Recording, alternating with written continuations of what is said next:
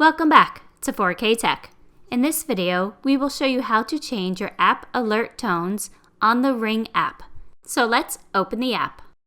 On the home screen, click the navigation bars. And then you'll want to click on Devices. Pick the device that you're going to change. In my instance, I'm going to change the front door, so I'm going to click Front Door. Scroll up until you see Device Settings. Then click Device Settings.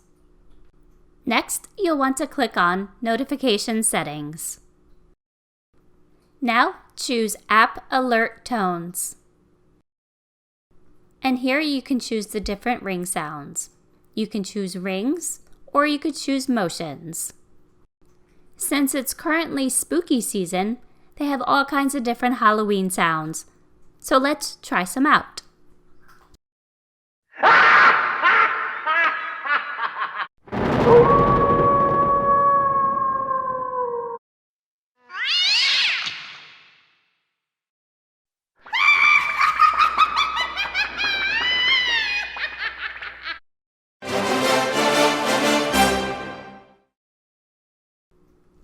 Well, that was fun.